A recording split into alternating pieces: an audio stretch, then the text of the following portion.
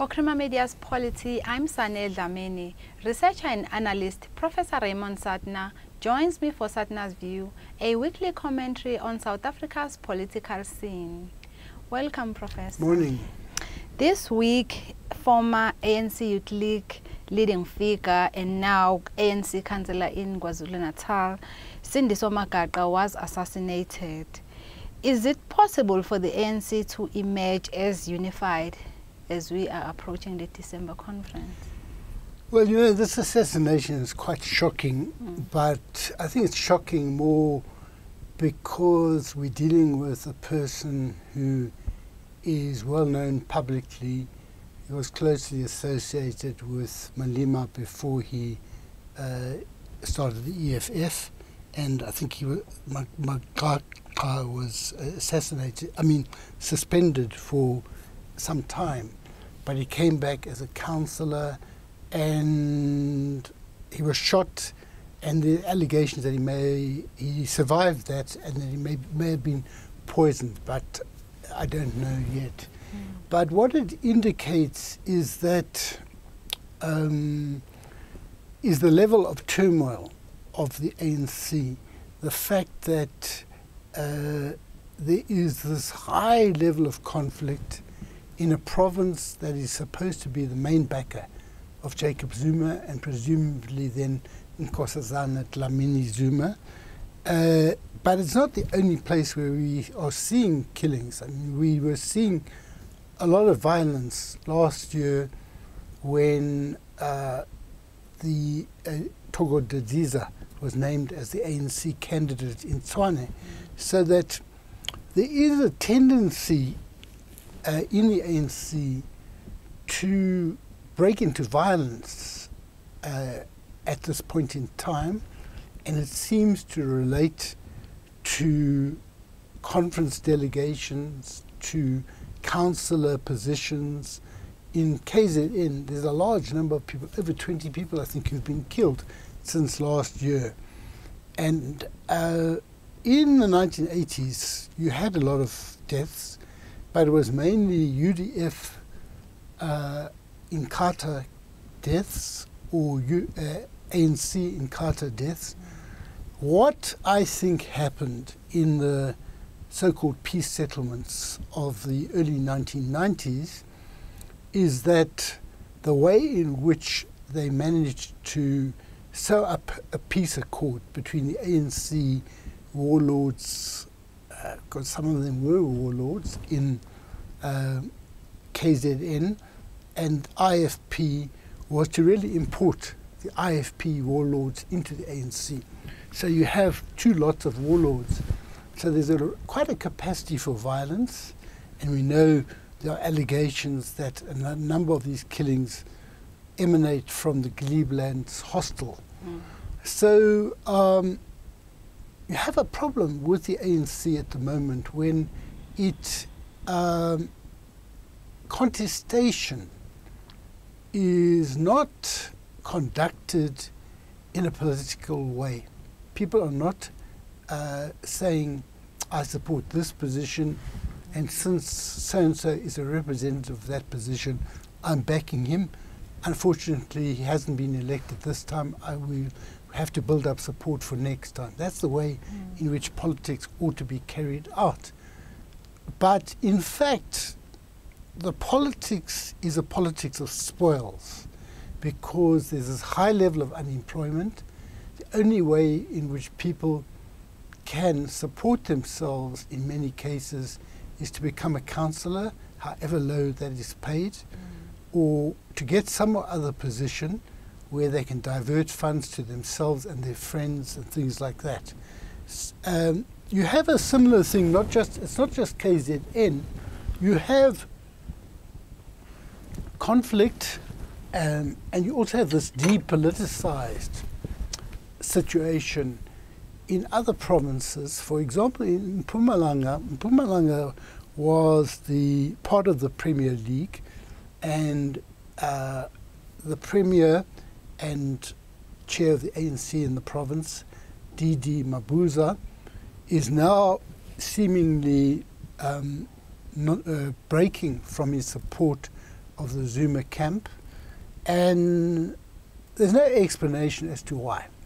If that's assuming it's true, he appears to be negotiating with people from other provinces about what position he will get and other people will get. And again, it's nothing to do with political vision, strategy and tactics, how to realize transformation, things like this. It's all, I think, and it appears to be related to positions.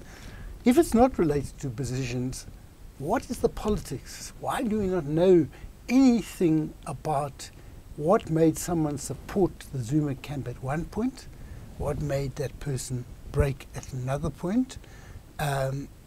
We know nothing. We have no idea what Ismail political ideas may be, if he has any political ideas. We have no idea what the political ideas of Mabuza is, or Sikhle Sikalala, who uses the phrase radical economic transformation, but there's no clarity. There's the other problem in that in the conflict in KZN, you can see that there's a challenge to the provincial leadership. The whole election could well be declared to be null and void, in which case there's going to be disarray there. There's another region where there's also conflict over delegations, things like this, so that it's possible that when the conference of the ANC is held at the end of the year, there will be disarray in some provinces. And some people may say, let's postpone the conference. And it's a whole lot of possibilities arise because the regularity that is required in order to only have delegates who are properly accredited voting appears not to be there, not only in KZN, but in a number of other provinces. There are cases where regions have been disbanded and things like this, and it's really an organization which is in a very disorganized state. So Raymond, do you not see the ruling party possibly recovering under the leadership of Cyril Ramaphosa? Well, you know, we don't know what strength Cyril Ramaphosa actually commands. He commands a lot of support because he isn't Zuma and because he has promised to clamp down on corruption. But how easily is it to become president of the ANC if you are not prepared to do favors to people, if you're not prepared to promise this one, this position, and even to buy votes? Now, I'm not saying that he does this. He himself has independent wealth, so he doesn't need to steal for himself. But if he wants to win over some people, will they not make demands on him which could compromise him? And if he doesn't succumb to the demands, will he get their support? If the Zuma camp, on the other hand, does offer this money. So that's the one thing with Cyril Ramaphosa. I don't know if he'll be elected, but if he is elected, people seem to assume that Jacob Zuma is just going to waft away, disappear, go and retire to Nkandla, not be seen again. Now, he still faces the possibility of charges, and he's not going to let go of the presidency, in my view, unless he does whatever he can to secure his position for the future. And he may even, if the ANC NEC calls upon him to resign, he's not going to simply accept that. He may well take steps, take preemptive steps, as he is entitled to as state president, to change his cabinet, including removing Cyril Ramaphosa and putting Nkosazana, Dhlamini Zuma there if he wants to. So there's a whole lot of things that can be done. You're dealing with someone who the only rule in his game is really to look after himself, protect his own interests. But another thing with Cyril Ramaphosa, what is it that Cyril Ramaphosa stands for?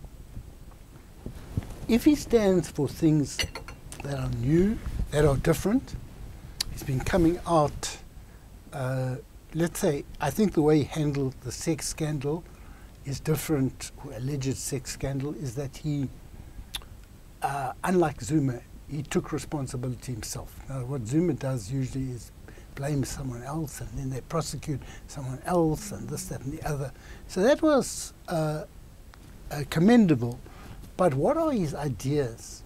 And if he's got different ideas from what the ANC has had since 2012 when he was deputy president, why did he not advance them now? What is the reason for advancing new ideas now? Is it just to become president, or because he really believes in those ideas? Can we trust someone who suddenly comes with these new ideas, if there are such new ideas? I don't myself see them as being very generalized ideas. So I don't know that the ANC will ever recover.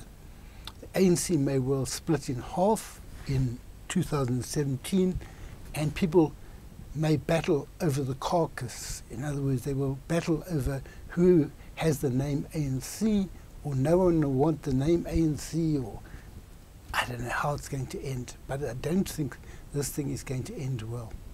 Thank you, Professor. Thank you. That was Professor Raymond Suttner speaking to Creamer Media's Polity about ANC in turmoil.